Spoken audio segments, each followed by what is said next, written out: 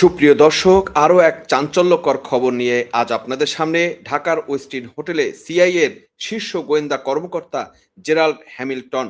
চন্দন নন্দীর exclusive প্রতিবেদনে তোলপাড়। মার্কিন দূতাবাসের গোপন অপারেশনে ঢাকার ৩৫ বছরের অভিজ্ঞ ডিরেক্টরেট অব অপারেশনস প্রধান ৩১শে জুলাই পর্যন্ত গোপন অবস্থান এবং বাংলাদেশে মার্কিন আমেরিকার নতুন ভূ রাজনৈতিক চক্রান্ত ও রাজপ্রসাদ ষড়যন্ত্র নিয়ে আমাদের আজকের আলোচনা।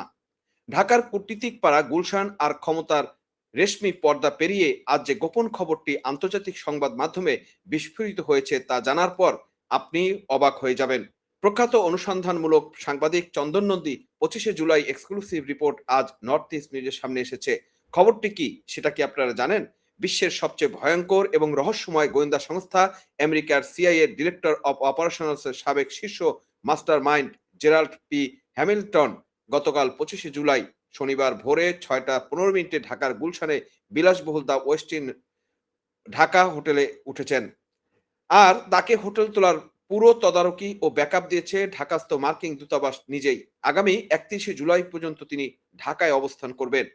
চিন্তা করুন একবার, কোনো অফিসিয়াল ঘোষণা নেই, সরকারের কোনো প্রোটোকল নেই, কোনো প্রকাশ্য দ্বিপাক্ষিক বৈঠক নেই। ৩৫ বছর সিআই এর মতোতে কাটানো দক্ষিণ এশিয়া, লাতিন আমেরিকা ও ইউরোপের গোপন ও গুপ্ত অপারেশন চালানো এই স্পাই মাস্টার কেন হঠাৎ জুলাইয়ের এই তপ্ত দিনে ঢাকায় এসে গোপনে আস্তানা গেড়েছেন? আমেরিকার ইন্দো প্যাসিফিক কৌশল আর বাংলাদেশের গদিতে নতুন ভূ রাজনীতিক চাল চালতেই কি সিআইএ এর এই গোপন মাস্টার ক্যাপ্টেনকে ঢাকায় আনানো হয়েছে? আজ আমরা এই ভিডিওতে জেরাল্ড হ্যামিল্টনের বিপজ্জনক প্রোফাইল এবং আমেরিকার এই সাম্রাজ্যবাদী ছায়াযুদ্ধের প্রতিটি কালো পর্দা আপনাদের সামনে তুলে ধরার চেষ্টা করব। পুরো ভিডিওটি শেষ পর্যন্ত দেখুন। আসুন প্রথমে আমরা চন্দন নন্দীর প্রতিবেদনের ভিত্তিতে একটি জেরাল্ড পি হ্যামিল্টনের আসল চেহারা এবং তার গোয়েন্দা ব্যাকগ্রাউন্ড ব্যবচ্ছেদ করি। দর্শক, উনি রিপোর্টে যেটা বলেছেন এবং এই তথ্যে বা নিবন্ধে যেটা উঠে এসেছে হেডলাইন হিসেবে, former senior CIA director of operations officer checked in Dhaka's the ওয়েস্টিন hotel. Gerard A. P. Hamilton, who worked for CIA for 35 years and held assignment in South Asia, Latin America, and Europe, is on an undisclosed mission and will leave Dhaka on July 31st. July 31st উনি এই বাংলাদেশ ত্যাগ করবেন বলে বলা হচ্ছে। অনেকেই বলতে পারেন তিনি তো সিআইএ এর সাবেক কর্মকর্তা, তাহলে এত ভয় কিসের? সিআইএ এর সংজ্ঞায় সাবেক বলতে কিছু হয় না। এরা আজীবন এজেন্সি, ডিপ স্টেট এবং ক্যান্ডেলস্টাইন সার্ভিসের সাথে যুক্ত থাকে। হ্যামিল্টন সিআইএ এর একটানা ৩৫ বছর চাকরি করেছেন। আর তিনি কোথায় কোন শাখায় ছিলেন সেটা কি আপনারা জানেন? Directorate of operations. এটি সিআইএ এর সেই চরম গোপন ও শক্তিশালী শাখা যা বিশ্বের বিভিন্ন দেশে সরকার উৎখাত করা, গুপ্ত গোয়েন্দা নেটওয়ার্ক তৈরি করা এবং ব্যাক অপারেশন চালানো, বিদেশি গোয়েন্দা এজেন্ট নিয়োগ এবং পরিচালনার দায়িত্ব পালন করে। হ্যামিল্টন সিআইএ এর সদর দপ্তর, অফিস ডিরেক্টর এবং ডিভিশন চিফ হিসেবে কাজ করেছেন। সাবেক সিআইএ ডিরেক্টর লিওয়েন ই পানেন্টা নিজেরই মেয়াদকালে হ্যামিল্টনকে এজেন্সির এমপ্লয়িজ রিসোর্স সেন্টার এর প্রথম ডিরেক্টর পদে বসিয়েছিলেন। শুধু তাই নয়, হ্যামিল্টন সিআইএ এর সর্বোচ্চ সম্মাননা distinguished career intelligence medal, national clandestine service career medal এবং ডাবল ডেনোভান অ্যাওয়ার্ড পেয়েছেন। দক্ষিণ এশিয়া এবং লাতিন আমেরিকার মতো ঝুঁকিপূর্ণ অঞ্চলে যার ৩৫ বছর সিক্রেট অপারেশনের অভিজ্ঞতা রয়েছে, সেই লোক যখন নিঃশব্দে ঢাকার ওয়েস্টিন হোটেলে এসে উঠেন, তখন বুঝতে হবে ঢাকায় কোনো বড় ধরনের ভূ রাজনৈতিক ব্লুপ্রিন্ট বা অপারেশনাল সেট আপ তৈরি হচ্ছে।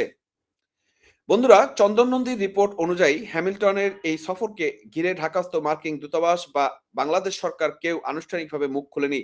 মার্কিন দূতাবাস তাকে রিসিভ করে ওয়েস্টিন হোটেলে তুলেছে ঠিকই, কিন্তু তার কোনো অফিসিয়াল মিটিং এর শিডিউল সরকারি খাতায় নেই।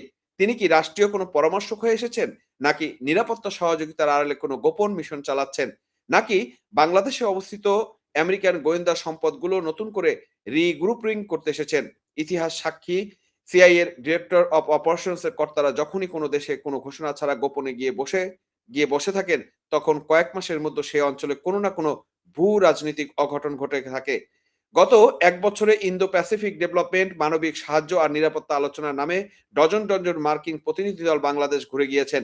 আর এখন যখন সরকারের নীতি বা ক্ষমতার ভারসাম্য নিয়ে নানামুখী টানাপোড়েন চলছে, ঠিক তখনই সিআইএ এর এই মাস্টার মাইন্ডের আগমন কি নেহাতই কোনো কাকতালীয় ঘটনা, নাকি সার্বভৌম রাষ্ট্র হিসেবে বাংলাদেশের সিদ্ধান্ত গ্রহণ প্রক্রিয়াকে আমেরিকার প্রেসার গ্রুপ দ্বারা নিয়ন্ত্রণ করার চরম অশুভ অপচেষ্টা, সেটা এখন সময় বলে দিবে, সময় দেখার বিষয়।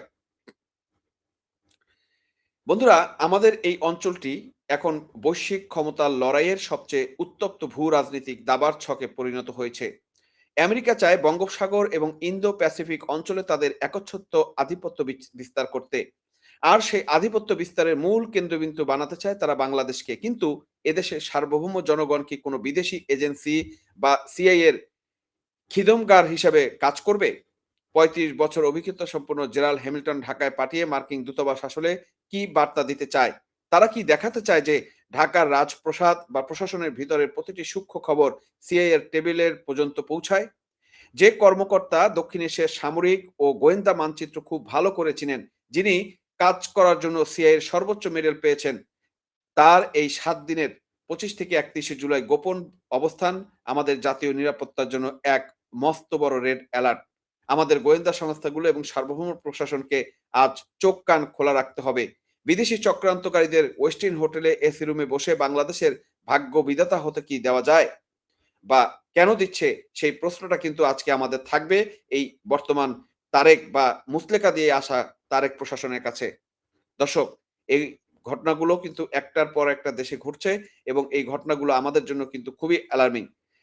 সার্জিও গোর ঢাকায় আসছেন ৩০ তারিখ এবং এখানে একটা মেগা মিটিং বা এই আমেরিকার যে মেগা একটা চক্রান্ত যে সামনে রয়েছে এবং এখানে একটা ভূ রাজনৈতিক যে বড় ধরনের খেলা রয়েছে, এটা কিন্তু এখন দিনের আলোর মতো স্পষ্ট।